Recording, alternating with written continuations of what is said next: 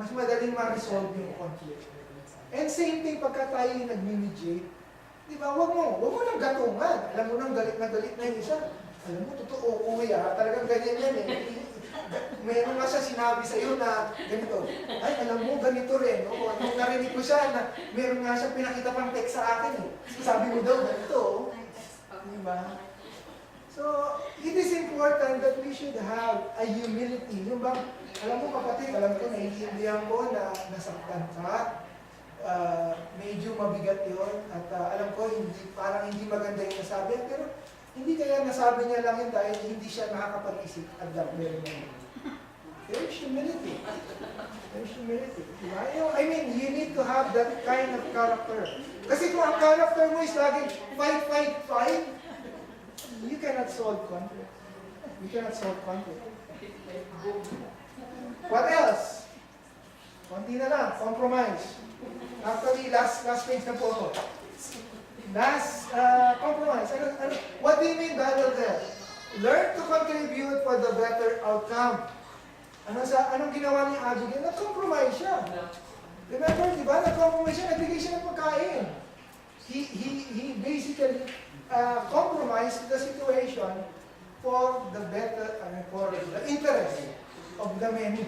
Yung sa mga nakakarami. Diba? Understand the idea of give and take. You need to compensate. Diba? Kailangan intindihin mo yung situation. Bakit ka ba nagagalit doon sa isang kapatid? Bakit ba naiinis ka sa kanya? Let's try to evaluate the situation. Ano ba yung nagawa niya? Oh, yan yung, halimbawa, she or he have done you this wrong. Pero kapatid, nakita mo ba yung mga mabubuti niyang nagawa din sa'yo? Tama mo? Sometimes people will only say the bad things. You know, ilalabas nila ng mali, mga masasamang ginawa. Pero, how could you compensate? Kapatid, yung ginawa niya namang mabuti. Nakita mo ba? Oh, complain ka ng complain sa girlfriend mo, na ganito, ganyan. Pero hindi mo ba nakita yung ginawa niya naman? Ang nakikita mo lang yung kapalpakan, pero yung kabutihan. You know, you have to bring this thing out so we could compromise and compensate the situation. Kasi you are trying to become peacemaker. You know, you are trying to neutralize the acidity. Diba? Alam mo nang galit na galit eh. Dagdagan mo pa. Diba? Alam mo masakit yung sugat, bubudbudan mo ng asin. Naku, mas masakit lalo yun, diba? So, alam mo na may sugat, ito mo lang neutralizer. Diba? Ano ba ang neutralizer? Huwag ang alcohol. Okay, dalawa na lang. 2 points before I go to my challenge and conclusion. Clever. Sorry, wala akong makita ang right word na starts with C. But what I mean by clever is being smart. Smart. Is Abigail smart? Yes. Yeah. She was so smart. Diba? Nung nalaman niya yung pangyayari, anong ginawa niya agad? Smartly, pinadala niya yung pagkain. Ano sabi niya? Mauna na kayo. Maliligo muna ako. Diba? Sabi niya gano'n eh, diba? Kaya nagpahuli siya. Totoo naman, nagpahuli si Abigail. And on her donkey, siguro nung papunta niya, imimit niya na si David. Nag-iisa siya. Maganda, nag-iisa, mabango. Diba? Who cannot fall for that? Diba, Kuya Vic? Makakita ka ng mga maganda. Tapos pagdating sa harap mo, luluhod sa'yo. Diba? He used, she is witty. Matalino siya. Ginamit niya yung kanyang gift to pacify the situation. Ganun din tayo. Gamitin niyo yung kagapuhan ninyo na, diba? I mean, learn all this stuff na maging smart din tayo na let's think of the better ways, diba? Yung apply wisdom and understanding to have a clear insight. Be smart, learn to analyze things. Sabi ko nga, know your tools. Learn to use them. Alam mo na, mayroong advantage. Alam mo, kaya mong bihagin yung taong ito sa kagandahan mo para mapasipay yung kanyang galit.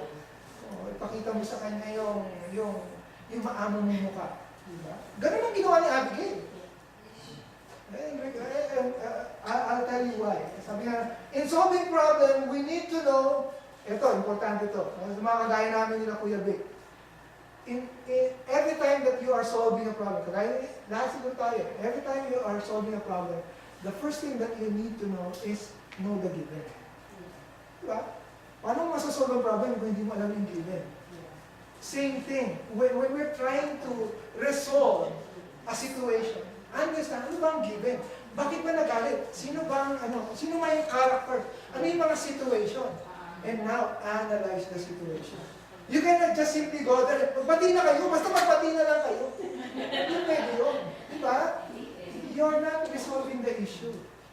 Pagka ganun, we need to understand the givens. In solving a problem, we need to know what are given, and we have to apply good judgment. And lastly, and the most importantly, 1, 2, 3, 4, 5, 6, 7. Yeah. Christ-centered. The last and the most important thing that we always center our attention to Christ's care. Ano ang sabi ni Abigail? Huwag mo hayaan madungisan yung kamay mo sa pagpapalang ng Panginoon.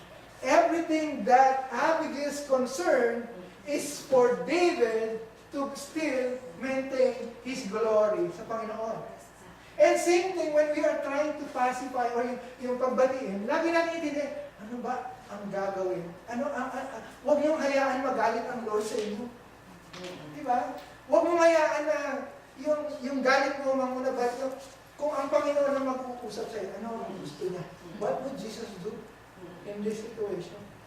Diba? Huwag mo i-take yung vengeance sa kamay mo. Yun ang sabi ni in a short, diba? In short word, ang sabi ni Abigail, don't take vengeance into your hand. Let God fights for you. And ito rin yung sinasabi natin sa atin, di ba? When we are trying to become peacemaker, let's always focus. Kung tatanungin natin ng Lord, anong masasabi na sa sitwasyon ninyo? Kanyari, meron kang kausap, ikaw yung nagpapayo. Na if you are the one giving the advice to those two opposing parties, you always tell them, if the Lord will be, if the Lord will be giving advice, what are you going to do? Don't let. Let me go now to my conclusion and challenge. Okay. I would like to close this message with a conclusion and challenge by continuing to read the last verses on this chapter. Kasi maganda yung nangyari. Verse 36, when Abigail arrived home, she found that Nabal was throwing a big party. Oh, nag-party na to si Nabal. Diba? Siguro, if Abigail can say, alam mo, malapit ka lang mamatay, magpaparty ka pa. Munti ka lang mapatay eh. Kung hindi lang dahil sa akin, patay ka lang ngayon eh. Party ka ba? Sabi niya gano'n. When Abigail arrived home, she found that Nabal was throwing a big party and was celebrating like a king. Actually, he's not a king, but he is like a king, diba? Kasi mayaman lang na negosyante. He was very drunk, so he didn't tell him anything about her meeting with David until dawn of next day. So pinalipas niya muna. Matalino to si Abigail. Ikaw ba naman kumausap ka ng lasing? Diba? Walang saysay. Kaya ginawa niya, pinalipas niya yung pagkalasing. The next day. Diba? In the morning, when Nabal was sober, pagka yung matalino na siya, matino na, his wife told him what had happened. As a result, this is what happened. Nung sinabi ni Abigail kay Nabal, ito nangyari kay Nabal. As a result, he had a stroke. And he lay paralyzed on his bed like a stone. About 10 days later, the Lord struck him and he died. Ano yung sabi ko sa inyo kanina? Let God fight for you. Ba't ikaw ang papatay kay Nabal? God can kill him. In just like that. Same thing with us, di ba? Bakit natin dudungisan yung kamay natin if God can do something about the situation? What happens next? Hindi lang yun. Sabi nga gano'n, verse 39, when David heard that Nabal was dead, he said, ito sabi ni David, praise the Lord who has avenged the insult I received from Nabal and has kept me from doing it myself. O, see, nagpuri na si David. Sinabi ni David, salamat sa Panginoon. Dahil hindi niya inayaan ako ang gumawa ng pagpatay na yun.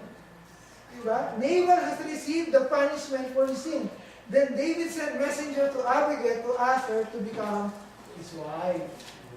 Wow! Love story! Nakita niya, nakasakay doon sa camera. Ang ganda! beautiful Miss Universe. Diba? Totoo naman, smart and beautiful combination niya sa Miss Universe, diba? So, when the messengers arrived at Carmel, they told Abigail, David has sent us to take you back to marry him. She bowed low to the ground and responded, I, your servant, would be happy to marry David. I would even be willing to become a slave, washing the feet of his servant. Alam mo naman, beauty brings humble pa. Tapos, well, magaling mag-prepare, di ba? Quickly getting ready, she took along 5 of her servants' girls as attendants, mounted her donkey, and went David's messenger. And so she became his wife. David also married Ahinoam from Jezreel, making both of them his wife. Saul, meanwhile, had given his daughter Michal, David's wife, to another man. So anyway, that's at this time, hinahal pa rin siya ni David. Hindi pa rin tapos yung story about Saul hunting David. Pero we have seen the story of Abigail, yung diplomacy niya, and how she handled a crisis. Pwede nang magkaroon ng, ng tawag doon, yung patayan, di ba? Pero she handled it very well. Sabi ko nga, all of us sometimes have an Abigail's role. Once in a while, we will be put into a situation where there will be crisis. And the question is, are we going to do the same thing, just like Abigail? You know, remember this. Abigail is a peacemaker, right? And did you know that in Matthew chapter 5, verse 9, ang sabi doon, God blesses the peacemaker. Ano sabi sa Matthew chapter 5, verse 9? Kung sino man nakakita, pakibasa na lang po. Dito na po ako mag-close. O nga, para the very exact word. I think blessed are the peacemaker, for they shall be called the children of God. Amen. So, pagka peacemaker daw tayo daw ang children of God. So, it is a mandatory. Diba? That we should be peacemaker. Hindi dapat tayo, alam mo, there are two different things about being peacemaker and peacekeeper. Ang peacekeeper, yung taga-keep lang ng peace.